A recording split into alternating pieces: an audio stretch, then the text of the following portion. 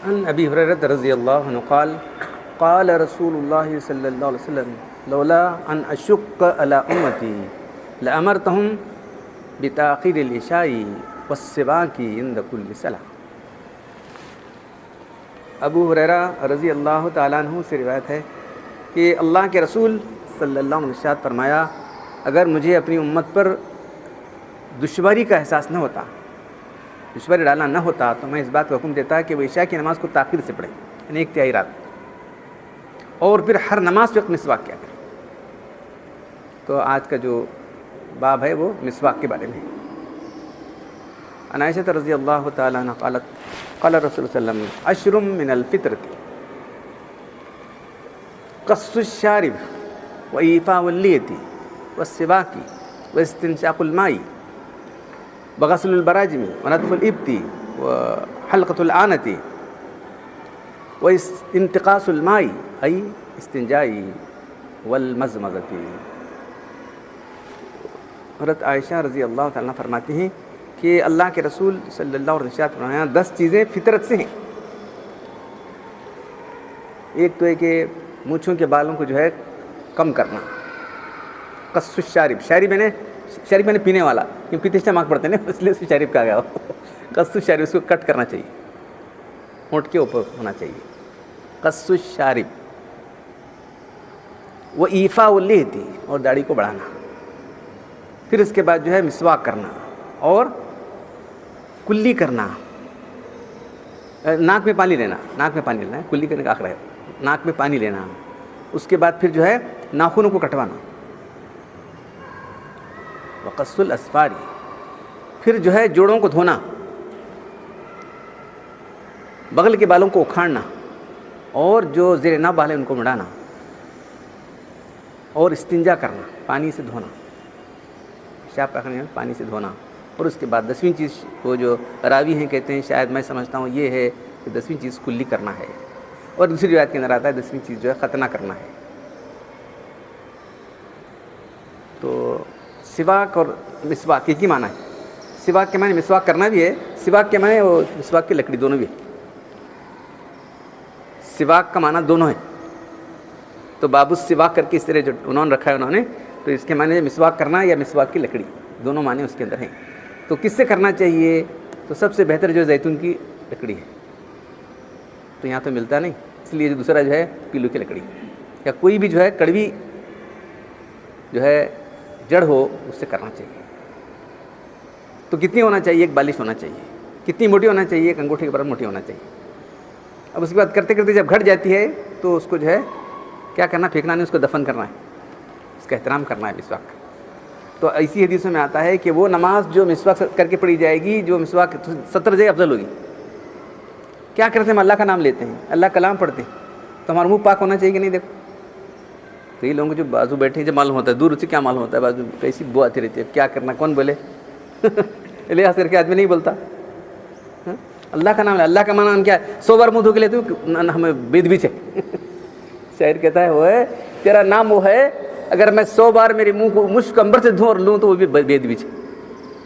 اللہ کا نام تو ایسا پاک نام ہے۔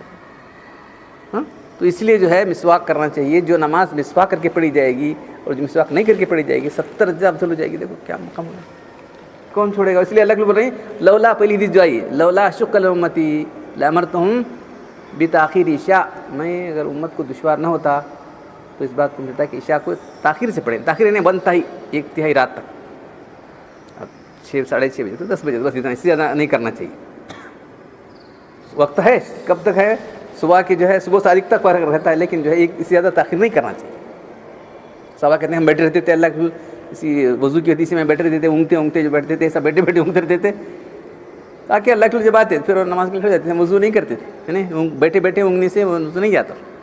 نماز کی حالت میں آدمی نیند آ گئی تو اس کو وضو نہیں جائے گا، اس سے پہلے حدیثیں آ چکی ہیں اس میں۔ تو جو ہے تو 1/3 رات کو پڑھنا افضل ہے۔ اب وہ ہر ایک کے لیے مشکل ہے، تو نماز کے اوقات کو معلوم ہے، ایک شروع وقت ہے، ایک آخری وقت اور ایک افضل وقت، تین ہے، شروع وقت، افضل وقت اور آخری وقت۔ تو بعض نمازوں میں شروع پڑھنا، شروع وقت پر، یہ مغرب کا شروع وقت وہی افضل وقت۔ تو صبح کا وقت کون سا ہے؟ اسفار، جب اجالا پھیل گیا، سورج نکلا سے نہیں، سورج نکلا سے نہیں، لیکن تو نماز بہت ختم ہو گیا، روشنی پھیل جاتی ہے نا جب، اسفار میں پڑھنا بہتر ہے یہ ہے. تو اس لیے عشاء کا نماز کا بہتر وقت کون سا ہے؟ 1 رات کے قریب، اس سے کراس نہیں کرنا چاہیے. اور مسواک کا حکم دیتا ہے. اب یہاں بڑی لمبی بحث ہے. اب کیا نماز یہ جو ہے مسواک کیا وضو کی سنت ہے کیا نماز کی سنت ہے؟ اب ائمہ کا ہے. تو ہمارے امام صاحب تو یہ کہتے ہیں کہ یہ جو ہے وضو کی سنت ہے، وضو کرتے ہیں مسواک کرتے ہیں. اب کتنی نمازیں پڑھتے ہیں پڑھ لے، اس کا سب اس کو سواب ملتا رہے گا. تو ان کچھ سلاد کر ہے تو مجازن کہا گیا. کہتے ہیں سلاد ہر نماز کے وقت میں مسواک کرنے کو دیتا ہوں، تو کیا مسواک کرے بعد کیا کرنا ہے؟ کچھ لوگ دیکھو جیب میں رکھ لیتے تھے، کر لے کو نماز پڑھتے، تھوک نکل رہا ہے وہ نکل رہا ہے، کیا بولنے کا زیادہ بازو چھ انہیں جیب میں سے نکال کر یوں کر قدمہ لیتا ہوں، آتا نہیں، تھوک آتا ہے، وہ آتا ہے، یہ آتا ہے. تو بہرحال ان کا طریقہ ان کے طرح نہیں. دو ہمارے امام صاحب کہنا ہے کہ وضو کے وقت مسواک کرنا ہے. اند الوضو کی حدیث میں ہی، اند الصلاۃ کی میں ہی، کیونکہ عام طور پر نماز کے وقت آدمی وضو کرتا ہے، اس لیے جو ہے وہ نماز کا ذکر آیا ہے. تو وضو کے وقت مسواک کرنا چاہیے. تو اب دوسری حدیث جو آئی ہے بہت لمبی حدیث ہے. 10 چیزیں فطرت کی مراد، یا تو فطرت کا مراد انسانی فطرت کا تقاضا ہے.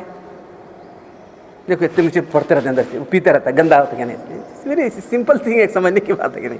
تو فطرت انسانی فطرت ہے. یہ انبیاء کرام کی سنتیں یہ کہا گیا.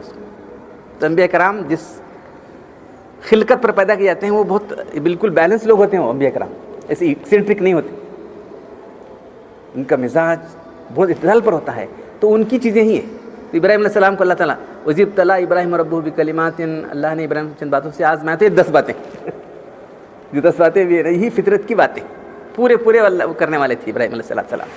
تو جو ہے مونچھوں کو کٹانا ہے، کلین بھی کر سکتے، لیکن یہاں قص الشارب یہ حدیث کے الفاظ ہیں. قص الشارب یہ جو ہے ہونٹ کے اوپر کے ہونٹ نظر آنا چاہیے ہونٹوں کو. پھر ایفا کے معنی معاف کرنا ہے، چھوڑ دینا. کتنا چھوڑنا ایک سوال ہے نا.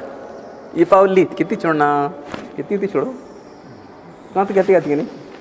تو میرے پاس کتاب تھی، اب کیا کرنا، ایک صاحب لے کر گئے منگا رہے تو آ رہی نہیں کتاب.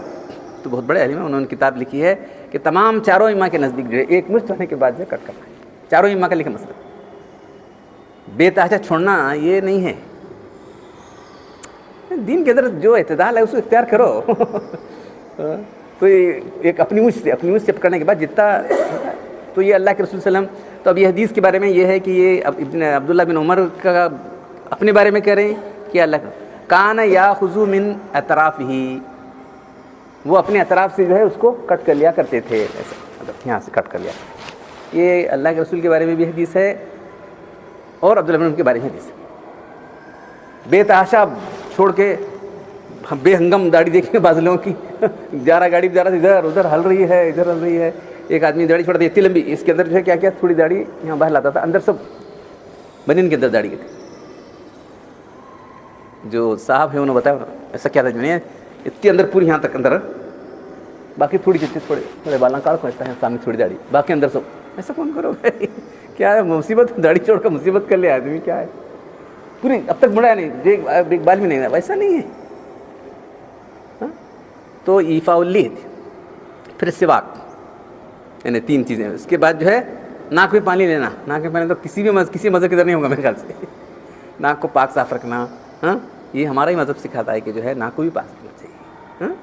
پھر اس کے بعد جو ہے ناخنوں کو کٹ کرنا چاہیے. چھوڑ دیتے ہیں ناخن لمبے اس لیے کرتے ہیں، سب میل بڑھ جاتا ہے، وہ بڑھ جاتا ہے. سب فطرت کی باتیں اسلام سکھا رہا ہے. اسلام دین فطرت ہے، اسلام ہمارا دین فطرت ہے، اس لیے فطرت کی باتیں مجھ سے سکھائی جا رہی ہیں. پھر غسل البراجم، سب جوڑیں بس پانی پھوڑ ڈال اڑتا ہے، دیکھتے رہنا انہوں کیسا نہ کرتا، پورا یہاں سکا یہاں کچا یوں کر نال پھینک، روز دوسرا جھڑکا مارتا رہا. تو جھڑکا ہی نہیں مارتا، کیسے کرتا. کبھی دھوتی بھی کچی نہیں ہو رہی تھی. ہمارے پاس آپ غسل کریں گے تو ایک بال بر وضو کرا تو تمہارا غسل اتنے جاؤ، غسل نہیں ہوتا، وضو نہیں ہوتا، نماز نہیں ہوئی. دیکھیے کیسا اسلام کا فطری مذہب کیسا ہے، دیکھ رہے ہیں آپ. ایک بال بر جگہ سوکھی نہیں رہنا چاہیے. اللہ نہیں، غسل کر رہا والے آدمی کو سوچنا چاہیے جو غسل واجب غسل ہے وہ، یہ دوسرا جو ہے تفریح غسل جو کرتے رہتے ہیں اس کے لیے چل جاتا ہے کیسا بھی. تو جو ہے ایک بال بھر جو سکنے رہنا چاہیے.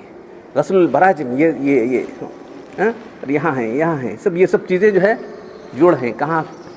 غسل البراجم. اس کے بعد جو ہے نطف الابتی، تو بغلوں کے بال کو جو ہے کھینچ کے نکالنا، کیونکہ نکالنے کے بعد جلدی نہیں آتے، مڑاتے بڑے پھر آتے. تو وہ پہلے سے عادت ڈالنا چاہیے. ان کو کیا معلوم تھا کب بچپن میں آ گئے، اب پڑھے، اب معلوم ہے، اب تو مشکل ہے. تو وہ بالوں کو جو ہے آدمی جو اکھڑنا شروع کر دے گا. اب بعض جگہ ہی دیکھیں نا، بس جو بھی بال آتے اکھڑ پھینک دو. بس قومی ہی آپ کو چین ہے، کوئی ہیں پڑھے تھے ہم اسکول میں پڑھے زمانے، جو بھی بال تو اکھڑ پھینکنے کا بس. کیا بھی ضرورت ہی نہیں، حجامت کی اس کی ضرورت نہیں، حجام کی کلین اس کی ضرورت نہیں، بلیڈ کرنے کی ضرورت نہیں. ہو جو آتا نکال پھینکتے گا، وہ بالا کم ہو جاتے ہیں، آتے نہیں اس کے بعد، بہت دن لگتا نہیں. اس طرح سے یہ نکال لیں گے، انہوں شاعری لکھیں سو اس طرح نکالیں گے تو بہت دیر لگیں گے. پھر جب آتا نکال کے عادت پڑی رہتی انسان. اور حلق العنت ہے، لیکن اس کے بال جو ہے اس طرح سے مڑانا چاہیے، زیر ناف کے بال. پھر اس کے بعد جو ہے استنجا کرنا چاہیے. استنجا جو ہے پانی سے کرنا چاہیے. انتقاص الماء، خاص لفظ استعمال کیا، پانی کو کم کرنا ہے نہیں، پانی کو یوز کرنا، یوز آف دی واٹر. پیشاب جاؤ پیخانے جاؤ، فطرت کی چیز ہے. پھر اس کے بعد جو ہے راوی کہتے ہیں میں سمجھتا ہوں 10ویں چیز کلی کرنا ہے، اور ایک دوسرے راوی کہتے ہیں کہ وہ ختنہ کرنا ہے. دیکھیے سامنے اتنا بڑا چمڑا رہتا ہے، کتنی گندگی پھیلی تھی اندر، کچھ نہیں تو میل تو بھر جاتا. تو اسلام کتنا فطری مذہب ہے کہ اس کو نکال دو. تو جو لوگ نہیں کیے انہیں کو یہ کینسر ہوتا رہتا ہے، معلوم. شاید ہی مسلم کو کبھی یہ کینسر آف دی پینس نہیں ہوا، یہاں تک میرا خیال ہے. غیر مسلموں کو اکثر ہوتا ہے، میل بڑھ جاتا ہے. میل کی وجہ سے جو ہے جراثیم پیدا ہوتا ہے، جراثیم پہ کے جو ہے وہاں کا جو انٹرنل جو یہ ہے بدل جاتا ہے، بدل جا کے کینسر شروع ہو جاتا ہے. تو بہت سے لوگوں کو جو کینسر ہوا ہے، جو لوگ ختنہ کیے ان کو ہوا، تو ذرا مجھے بتاؤ ایک رپورٹ لا کے دیکھو. جہاں تک میرا خیال ہے نہیں ہوا. تو اسلام ایک فطری دین ہے، تو فطری چیزیں ہم کو دی گئی ہیں.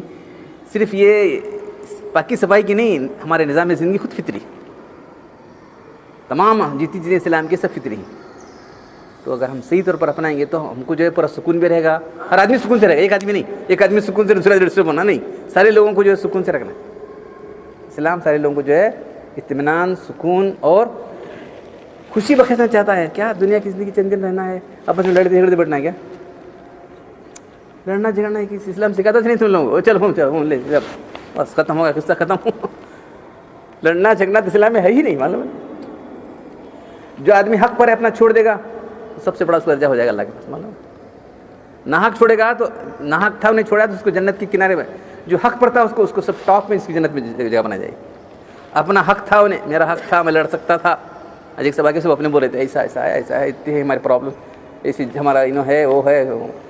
اپنا حق چھوڑ دے گا، میرا حق تھا میں چھوڑا، ٹاپ پر اس کی جنت میں جنم. ارے دل کیا ہے، دل سے چھوڑ دے جانے کون جھگڑے. چلو چھوڑ دیا. ناحق تھا، نہیں میرا نہیں لینا کر کو، میں ناحق لڑ رہا ہوں، میں نہیں لینا کر چھوڑا تو اس کے جنت میں گھر بن رہا ہے. تو اور کیا ہونا تمہارا.